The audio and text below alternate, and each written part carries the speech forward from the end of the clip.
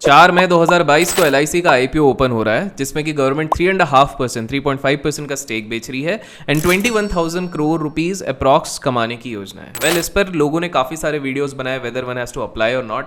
मैंने सोचा क्यों ना एक क्विक वीडियो बना दिया जाए, जो कि मैंने इनके RHP पे कुछ चीज़ें देखी, रेड हियरिंग प्रोस्पेक्टस बोलते हैं RHP को, और उन चीज़ों को नोट करके मैंने सोचा आपके लिए वीडियो बना दिया जाए। तो चलिए केक खाते हुए शुरू करते हैं आज का ये वीडियो।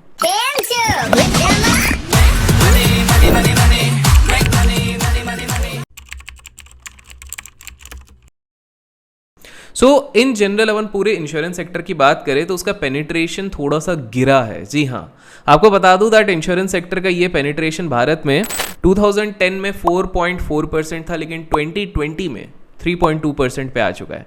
ये है total insurance premiums paid with respect to GDP, gross domestic product. तो ये एक छोटा सा कंसर्न है, छोटा नहीं बड़ा कंसर्न है बेसिकली। इसके दो मेजर रीजंस है। फर्स्ट है क्योंकि रेगुलेटरी चेंजेस हुए हैं, और दूसरा है इकोनॉमिक स्लोडाउन जो हमने देखा है। एक्चुअली 2016 में ना जो IRDA है, insurance regulatory and development authority of India, उन्होंने एक रूल निकाला जिसमें कि उन्होंने कहा कि individual agents, corporate agents, insurance brokers, ये जितने भी इंटरमीडिएटरीज हैं, इन लोगों के कमीशंस पे एक कैप लगा दिया। इससे पहले वो अनलिमिटेड कमीशंस कमाते थे, अब कैप लगा दिया। रीजन ये था कि हायर कमीशंस के चक्कर में ना ये काफी सारे एजेंट्स मिस सेलिंग करते थे, जो कि एक कस्टमर के हित में था ये डिसीजन। अब इसका सबसे ज़्यादा इम्पैक्ट पड़ रहा है LIC पे, बिकॉज इनके पास ही सबसे बड़ा नेटवर्क है एजेंट्स का। इसके कारण LIC के रीसेंट फिस्कल्स को अगर आप देखते हैं तो टर्म इंश्योरेंस बहुत कम बिके हैं। इसका एक मेजर रीज़न ये भी है दैट इंश्योरेंस की बिक्री को भारत में कॉस्ट से लिंक किया जाता है, और लोग लिंक करते हैं कॉस्ट सेविंग या फिर टैक्स सेविंग से। मेन होता है टैक्स सेविंग। इनफैक्ट ये लोगों के दिमाग में इस कदर जड़ बना चुका है टैक्स सेविंग कि लोग भूल ही गए कि इंश्योरेंस आपकी लाइफ सेविंग टूल है। उन सब ने लेकर चल रहे हैं, सब लोग ये सोच रहे हैं कि ये केवल टैक्स सेविंग टूल है। इनफैक्ट यही रीजन है कि काफी सारे लोग प्योर टर्म इंश्योरेंस से ज्यादा इक्विटी लिंक्ड प्रोडक्ट्स ज्यादा लेते हैं। मतलब एक इंश्योरेंस मिक्स होगा, साथ में कुछ इक्विटी का प्रोडक्ट मिक्स होगा। ऊपर से एजेंट्स भी आपको कम टर्म इंश्योरेंस सेल करते हैं, बिकॉज टर्म इंश्योरेंस में आपको प्रीमियम कम देना पड़ता है। प्रीमियम कम दोगे तो एजेंट का कमीशन कम होगा, एजेंट का कमीशन कम होगा तो उसको दिल को चोट लगेगी। इसी चक्कर में वो लोग खुद इसको कम पुश करते हैं। ऊपर से कोविड की अगर बात करूं तो कोविड ने इंश्योरेंस एज एन इंडस्ट्री के पेनिट्रेशन में एक डेंट लगा दिया। अप्रैल से लेकर दिसंबर 2021 के बीच में ये इतना कम हो गया कि केवल 2.7% का पेनिट्रेशन हुआ, विच इज वेरी लो।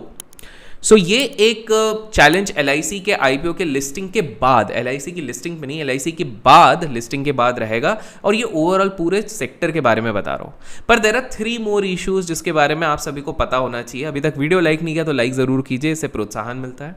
सो पहली चीज़ ये है कि जो स्टेट ओन्ड कंपनी है, एक LIC जो बोलते हैं, वो एक स्टेट ओन्ड कंपनी है, गवर्नमेंट का इधर बस चलता है, जिसके चक्कर में ये बहुत बार ऐसे डिसीजंस लेते हैं जो स्टेक होल्डर्स के फेवर में नहीं होते। गवर्नमेंट कभी बोलती है IDBI बैंक को बचाओ, कभी बोलती है येस बैंक को बचाओ, कभी अपने खुद के जो इनिशिएटिव्स होते हैं, जैसे उदय बॉन्ड्स हो गया, नेशनल इन्वेस्टमेंट इंफ्रास्ट्रक्चर फंड हो गया, एक्सेट्रा, इसमें पैसा डालो, जिसके चक्कर में स्टेक होल्डर का हित नहीं देखा जाता। That is number 1। दूसरा, एक टर्म होता है VNB, जिसका फुल फॉर्म होता है वैल्यू ऑफ न्यू बिजनेस। ये बताती है कि कितनी वैल्यू कंपनी प्रेजेंट में ऐड कर रही है, जिससे फ्यूचर बिजनेस और जनरेट होगा। और ये किसी भी फर्म के लिए जितना ज्यादा हो उतना बेटर है। लेकिन सैडली फाइनेंशियल ईयर 2021 के हिसाब से LIC का VNB सबसे कम है as compare to its private players, जहां ICICI प्रू कम से कम 27.3% लाती है, HDFC लाइफ 26.4% लाती है, LIC केवल 9.3% ला रही है, जो कि एक कंसर्न बन सकता है स्टेक होल्डर्स के लिए। फाइनली LIC के जो प्रोटेक्शन और यूलिप प्लान्स है, ULIP, यूलिप प्लान्स जो हैं, उनका पेनिट्रेशन इनके सभी प्राइवेट कॉम्पिटिटर से कहीं गुना कम है। इस वीडियो में मैं आपको डराना नहीं चाहता हूँ। इस वीडियो में मैं आपको बस एक दोनों पर्सपेक्टिव देना चाहता हूँ, कुछ चैलेंजेस जो IPO आने के बाद हो सकती है। क्योंकि मैंने देखा काफ़ी सारे लोग एक्साइटेड हैं इस IPO को लेके, तो मैंने सोचा कि दोनों तरफ का आपको होना चाहिए, so that you can make a fair judgement कि हमें कितने टर्म के लिए इसको होल्ड करना है।